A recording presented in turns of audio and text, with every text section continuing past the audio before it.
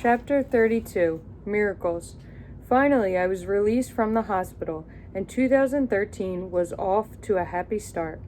It was so good to be home with my family, even though this home was an apartment in a tall building with an elevator. I would have given anything to be back in our humbled old house, tapping on the wall for Safina to come play, even taking the rubbish to the dump. But what really mattered was that we were finally together again. We went for walks in the brisk Birmingham air so I could get my strength back, but I tired quickly. Life in the hospital had been calm compared with all the people and cars and buses rushing here and there, and because I still couldn't hear properly, I was constantly turning this way and that to see what was going on. A simple trip to the grocery store could be overwhelming and fascinating. In the cafes, we saw men and women chatting and mixing in a way that would be unimaginable in Swat. And in the shops, we saw clothing that showed so much skin we couldn't believe the women of Birmingham could wear it without freezing. Here they wore tiny shorts, bare legs, and high heels, even in the middle of winter. "Are their legs made of iron so they don't feel cold?" asked my mother. Sometimes, on those early outings, when I saw a man come toward me, I would flinch. If I let my imagination go wild, I could picture every man on the street hiding a gun, waiting to attack. I didn't tell my parents this, though, so they could at least enjoy the chilly Birmingham sights without worrying. I missed home terribly. I missed my school friends, I missed the mountains, the waterfall, the beautiful Swat River, and the lush green fields. I even missed the messy, chaotic streets of Mingora. So it came as hard news when I found out that there were people in Pakistan who were critical of me. People who said I was a pawn of the West, hobnobbing with Richard Holbrooke. People who said I was a bad Muslim. People who even said my father had shot me as a stunt so we could live overseas in luxury. The other news from home was from school. I was finally able to Skype with Moniba, and for once we didn't fight. She told me how much she missed me and how no other girl could take my place in her heart. She also told me that Shazia and Kainat were recovered and back in school. And she told me my friends were still saving a seat for me in class. "Oh, by the way," she said, "you scored a 100% on your Pakistani studies exam." That was the test I had taken the morning of the shooting. That was the good news. The bad news, since I hadn't been able to take the rest of the exams, my old rival, Malka Inor, had come in first.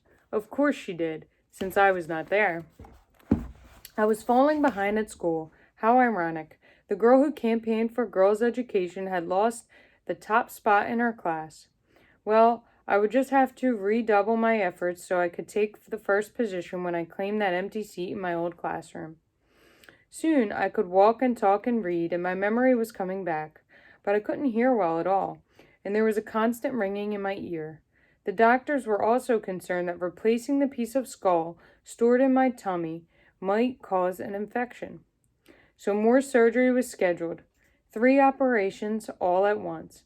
This time the doctor performed a titanium carneoplasty, which is a fancy way of saying that she put a titanium plate in my head. I wondered that if I would be like the Tin Man in the Wonderful Wizard of Oz. If you knocked on my head, would it ring like a gong? In addition, the doctor who had repaired my facial nerve installed a tiny electronic sound transmitter called a cochlear implant deep behind my ear. Later, he said he'd fit the outside of my ear with a receiver. The skull piece was also removed from its storage place. These were major operations, but I recovered quickly and was home in 5 days. Later, I received a truly special gift, that very skull piece encased in plastic. I kept it in my bedroom and have been known to show it to guests. A few weeks later, when the receiver was situated behind my ear, I heard a tiny beep, then another one. Then it came the sound of the doctor's voice.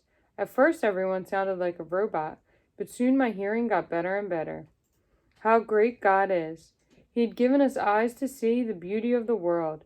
hands to touch it, a nose to experience all its fragrance, and a heart to appreciate it all. But we don't realize how miraculous our senses are until we lose one. The return of my hearing was just one miracle. A Talib had fired 3 shots at fired 3 shots at point-blank range at 3 girls in a school bus, and none of us were killed. One person had tried to silence me, and millions spoke out. Those were miracles too. Okay, so chapter 32's question is, many women Malala mentions in the book are targeted, killed, or wounded as a result of speaking out. For example, Malala is named after Malali of Maiwand, a folk hero who was killed by fire but inspired Afghan troops to victory. And Malala describes Benazir Bhutto as a role model who inspired young women to speak out. How do the lives of these women parallel each other? How are they different? Do the fates of Malali and Maiwand and Benazir Bhutto foreshadow Malala's fate?